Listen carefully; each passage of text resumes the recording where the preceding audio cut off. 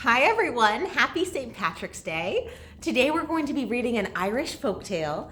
This is Jamie O'Rourke and the Big Potato. Jamie O'Rourke and the Big Potato is by Tomie dePaola. Let's see what happens in our story today. Tomie dePaola starts with a little note. My Irish grandfather, Thomas Lawrence Downey, was a great storyteller. I loved his rendition of the animal fair and his explanation of why he was bald. That will remain a personal secret. I never tired of sitting on his knee, and later, when I was a bit too big, sitting on the floor at his feet with one of my baby sisters on his knee, listening to his wonderful, tall tales. Among the stories I loved the best were the ones about the Irish, the Downey family in particular. In those tales, I'm afraid dramatic flair and artistic liberties took over for fact. But as any good storyteller knows, to embellish is to make the tale interesting, especially to a young Tomie. When I read the short tale that inspired Jamie O'Rourke and the Big Potato, I swear I could hear my grandfather Tom Downey whispering in my ear, Jamie O'Rourke was the laziest man. Now I hope the next generation, sitting on someone's knee or at someone's feet, will hear the words just as I did. From Tomie dePaola.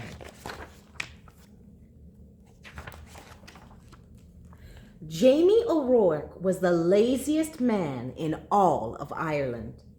He would do anything to avoid working, especially if it had to do with growing potatoes. Jamie O'Rourke, his wife Aline would say, we'll have nothing to eat this winter if you don't go out and dig up those pratties. Oh, the saints preserve us, Jamie would whine. Me back's as sore as can be. Sure as I'm telling you, wife, you'll have to dig them up yourself. I'll break in two if I so much as get out of this bed. So Aline, who had done all the planting and the watering and the weeding anyhow, would go out to the tiny garden and dig up the smallest potatoes in Ireland, all because Jamie was too lazy to dig up a larger garden and had no money to buy good potato seeds. You see how tiny the potato is? Oh, poor Aline. Then poor Aline wrenched her back and was laid up in bed. Saint Bridget and the Virgin Mary herself must be smiling on Aline O'Rourke, the village women said. Why, it's the first rest she's had since she married Jamie O'Rourke. With Aline in bed, Jamie began to worry. No Aline to dig meant no pratties all winter, and no pratties meant no food. What do you think pratties are? Pratties are potatoes. That's right, they're potatoes. No Aline to dig meant no pratties all winter, and no pratties meant no food. Oh, poor me, wailed Jamie. I'll starve to death.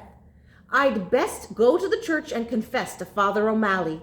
There's no telling how soon old death will be knocking at me door. Shouldn't he go out and do some work instead? Silly Jamie O'Rourke. So even though it was midnight, Jamie set out to the church. He was about halfway down the hill when he heard singing and a tap, tap, tapping sound. Sure, and I wouldn't be knowing, Jamie whispered, but I swear it's a leprechaun. And sure enough, sitting in a circle of ferns in the moonlight was a leprechaun singing and hammering tiny nails into the heels of the fairy boots he was making. Jamie knew what to do. He crept up and grabbed the little man by the cottontails and held him firm. Let me go, the leprechaun shouted. Not on your life, Jamie said. Not until you show me where you keep your pot of gold. Now everyone in Ireland knows that leprechauns make boots and dancing shoes for fairies, who pay them with gold. And everyone knows that if you catch a leprechaun, he'll pay for his freedom with his pot of gold. But this leprechaun was cleverer than most. "Oh, please, Mr. Mortal Man," he pleaded. "I'm just starting out making fairy shoes, and only have 1 or 2 pieces of gold in me pot. Won't you take a wish instead? Would you take a wish instead?" "Why would I want a wish for?" Jamie asked. "Me, who's about to die of starvation because my wife is sick in bed and can't dig the pratties for the winter. And they're such puny pratties anyhow." "Well," the leprechaun said, reaching into his pocket, "you could wish for the biggest pratties in the world. That would last all winter, and you wouldn't have to do anything more than plant the seed, water, and wait." Ooh, I bet that sounds good for lazy Jamie O'Rourke. That sounded wonderful to Jamie. "Done!" he shouted, and as the leprechaun dropped the seed into Jamie's hand, Jamie let go of his coattails, and off the leprechaun scampered. When Aline heard what he had done, she was furious. "Jamie O'Rourke, you're not only the laziest man in Ireland, but a fool as well, giving up a pot of gold for a prairie seed." "Well, I'm going to plant this seed and water it, and you'll see," Jamie said. And out he went. And faith, Aline did see. In no time at all, the biggest, finest potato plant had sprouted out of the ground, followed by the potato itself. It was so big it pushed up not only the dirt in the garden, but the garden shed and the corner of the cottage as well. You see, it's pushed up the house. Oh no. "Well, surely now it's ready to dig," Jamie said proudly. He hoed all around it, but he couldn't dig that pratty out of the ground. He got a beam and a big rock and tried to pry it out. He pushed and pushed, but it wouldn't budge. As he was pondering what to do, his neighbors passed by on the way to the village. He couldn't believe his eyes.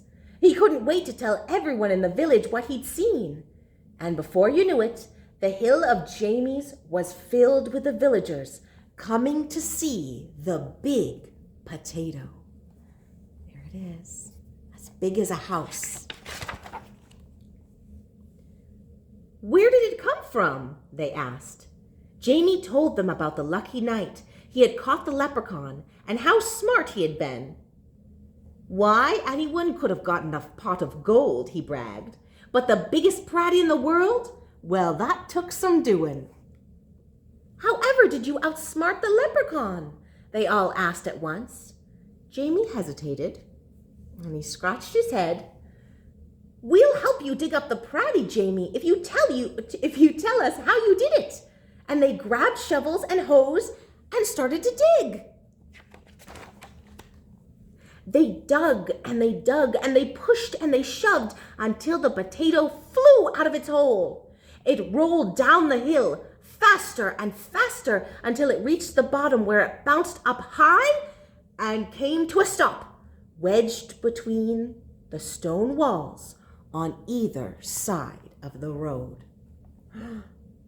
What to do now? "That pratty's so big that no one, no cart, nothing can get out," the constable complained to Father O'Malley. "How's a body to get in or out of the city?" "What shall we do?" the villagers wailed. Then they all looked at Jamie and said, "It's your pratty. You'll have to move it out of the way." "Well," Aline spoke up, "there's more than enough pratty for everyone. Why don't you all take some?" She's very wise. So the villagers sawed and chopped and carted off huge pieces of potato, while Jamie sat on the stone wall and watched, just how he likes it.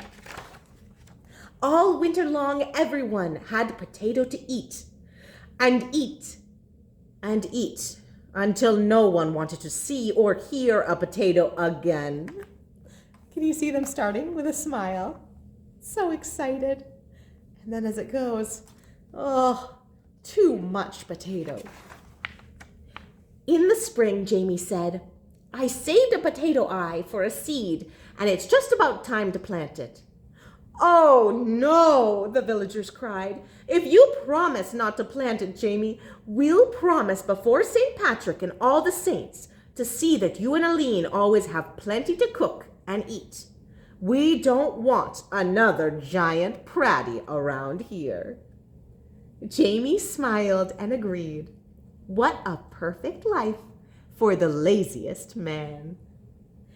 And so you see, darling Aline, Jamie told her, I wasn't such a fool with that leprechaun after all.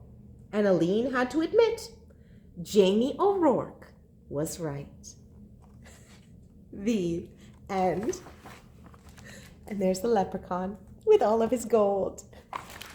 Great listening, everyone. I hope you all have a wonderful St. Patrick's season, and I can't wait to read to you all soon. Bye-bye.